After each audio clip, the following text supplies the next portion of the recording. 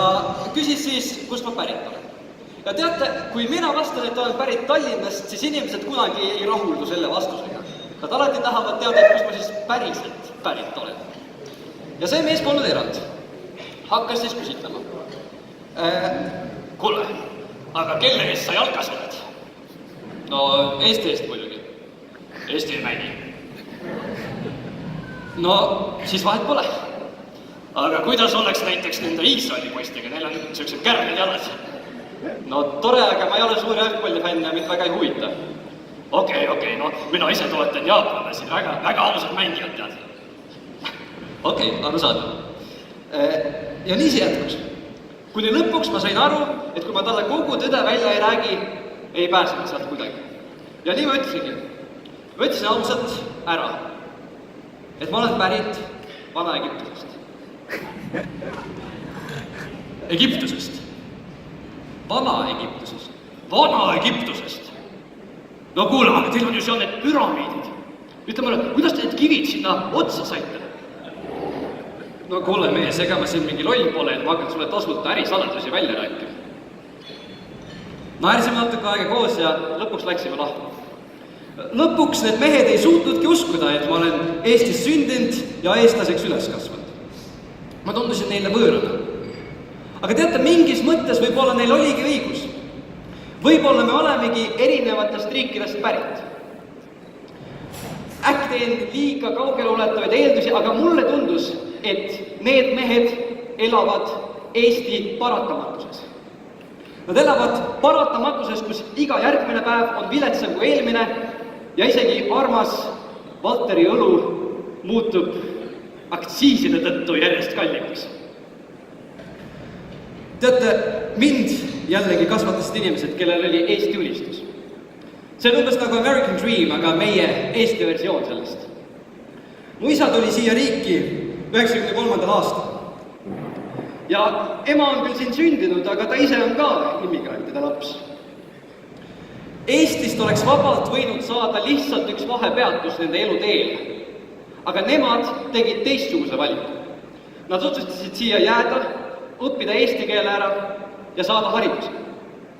Mu emast sai õppejõud, isast sai ettevõtja.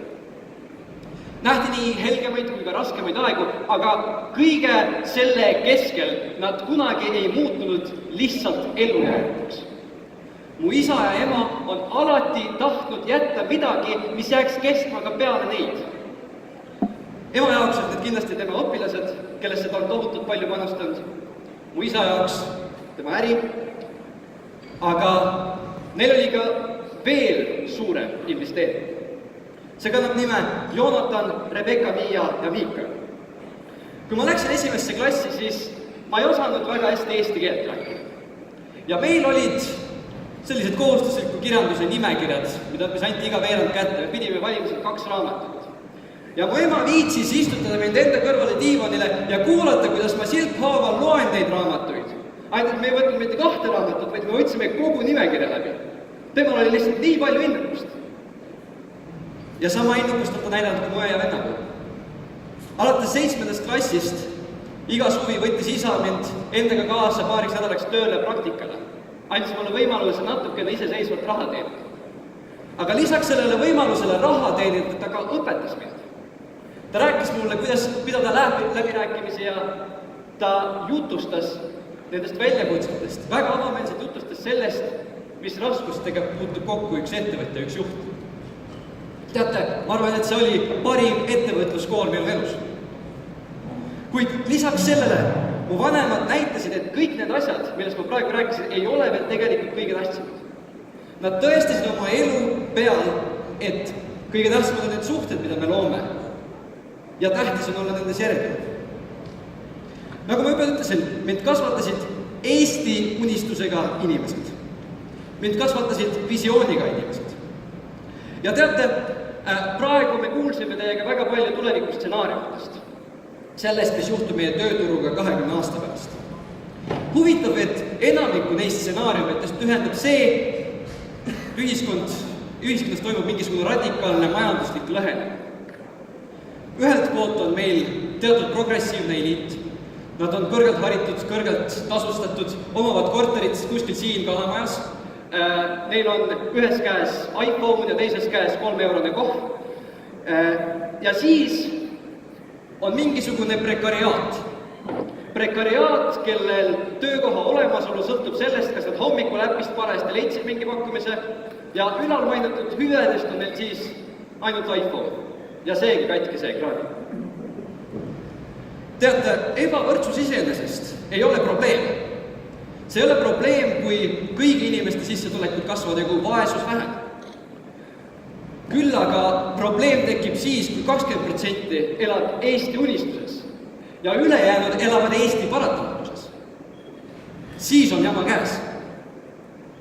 Ma unistan Eestist, kus olenemata majanduse hetkeseisust saavad nende Saue vanameeste lapselapsed vabalt valida oma tulevikku, kus nad ei ole määratud istuma seal samas pingi peal ja jooma seda Valteri õlut. Ma unistan Eestist, kus iga noor saab mõõdukate pingutustega Eesti paratamatusest Eesti unistusse liikuda. Aga see Eesti ei tule iseenesest. Teate, sügisel hakkasin andma matemaatika järeleaitamistunde. Enamik mu õpilastest käivad 9. klassis.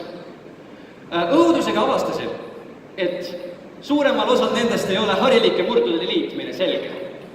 Harilike murdude liit, mis lõpetatakse 6. klassi alguses. Ehk siis nad pidid selle selgeks saama juba 3 aastat tagasi. Ja ma arvan, et mu õpilased on veel tegelikult üsna tublid. Nad on kõik 4-lised, mõned isegi saavad 5 ja nende vanemad on nõus maksma suurt raha nende eratundide eest. Raha on tõesti suur, ma ütlen teile, sest et ma olen ju siuke noor lumehelbekesest õpetaja, pean kuidagi oma avokaadosaia raha kätte saama.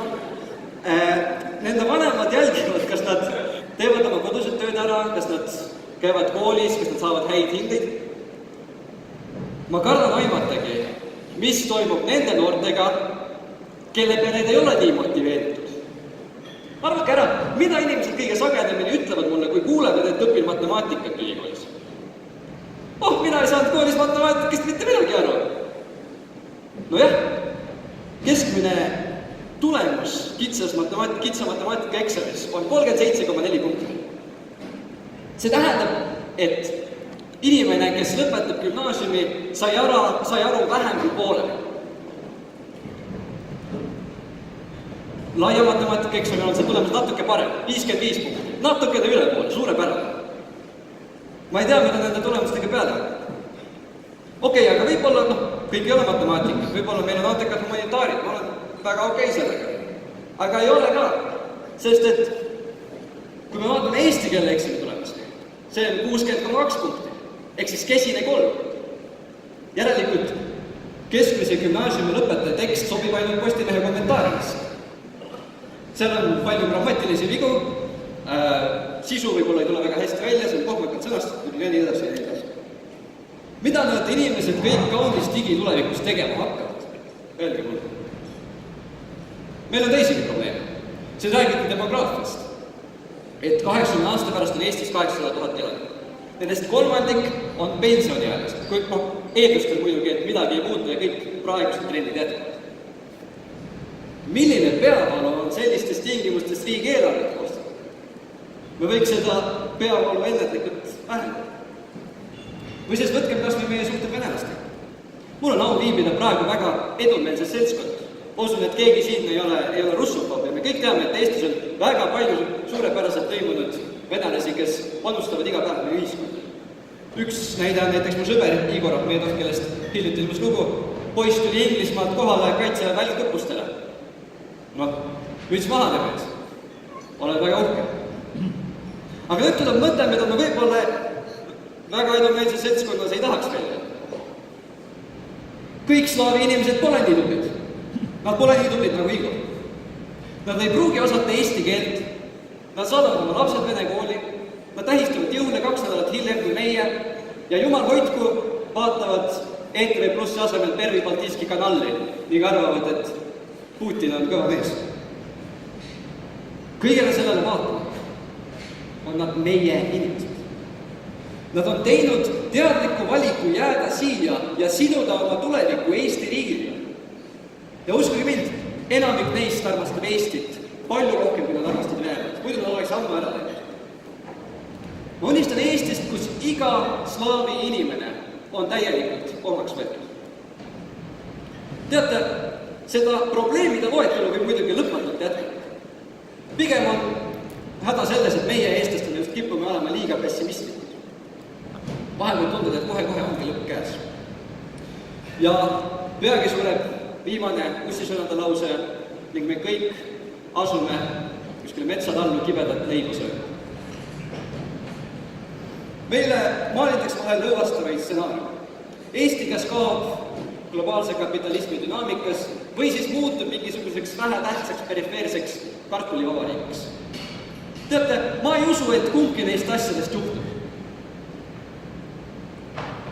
Kui küsida, millal oli Eesti kuldajast, mis te vastaksite sellele?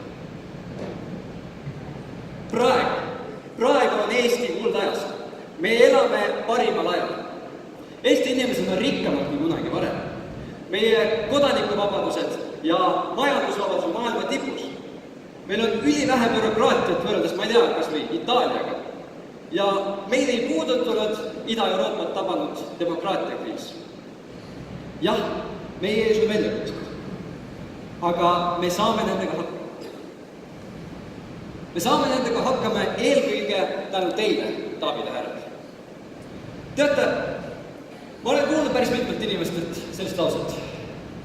Mina olen valmis Eesti eest surema. Suurepärane, kiitust väärt. Aga suremine on selline väga abstraktne asi. Mina mõõdan patriotismi natuke teistmoodi.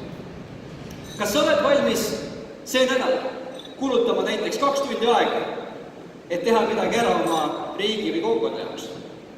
Kas sa oled valmis võtma 20 eurot, kõigest 20 eurot, ja need peavad olema sinu omad, oma rahakotist ja loovutama neid mõnele heale kultuuriprojektile või algatusele, mis reaalselt parandab Eesti inimeste elu? Selleks, et olla head kodanikud, me ei pea metsatallu kolima või ootama võimalust mingisugust sangarlikku kangelast teguda. Piisab sellest, kui teeme homme oma igapäevast tööd natuke paremini, kui me tegime seda täna. Piisab sellest, kui kulutame järgmine nädal näiteks 3 tundi rohkem sellele, et mängida oma lastega, et õpetada neile midagi uut, et avardada nende silmani. Piisab sellest, kui me võtame 15 minutit oma päevast selleks, et mõelda nendele suurtele väljakutsetele, mis meie ees praegu seisavad. Lugeda, mis oleks lahendused ja kontrollida, kas ka see kandidaat, kelle poolt me varsti hääletame lähme, pakub mingisuguseid lahendusi ülemaailmsele probleemidele. Kui inimesi reaalselt huvitaksid need suured küsimused nagu haridus, demograafia, majandus ja kõik see muu, ei saaks ka need, kes otsuseid teevad, enam neid probleeme ignoreerida. Teate, ma arvan, et teie kõik olete seda teinud ja oma elus praktiliselt rakendanud. Ma tänan teid, vabakonna esindajad, et te tegelete nende küsimustega ja püüate aktuaalseid probleeme kõigest väest päevapäevaliselt hoida. Teie loote teadlikke lahendusi ja ilma teieta oleks palju rohkem kaost. Ma tänan teid, lugupeetud riigiametnikud ja poliitikud, teid, kes te peate vastu labase populismi kiusatusele ja tihtipeale võtate löögi enda peale siis, kui on vaja midagi otsustada. Ja ma tänan ka teid, kallid ettevõtjad. Tänan, te tulite siia vaatamata oma ülitihedale töögraafikule selleks, et mõelda, kuidas teha Eestist veelgi imelisema paiga. Ja aate inimesed saavad tihtipeale suurema osa oma loogitest. Me unustame ära, et on vaja ka kedagi, kes leiba lauale tooks. Et aadetega tegeleda ei ole võimalik siis, kui meil pole mingisugused materiaalsed väärtused tagatud. Ma tänan teid ettevõtjad, et te julgete riskida ja näete suurt vaeva, et luua midagi uut meie kõigi jaoks. Olen nüüd pikalt rääkinud sellest, mis Eestist ma unistan. Aga tegelikult seda kõike saab võtta kokku ühe lihtsa lausega. Ma unistan Eestist, kus iga inimene sülitab paratamatlusele näkku ja teeb iga päev pisikesi asju, et teostada suuri unistusi. Suur tänu teile tähelepanu eest!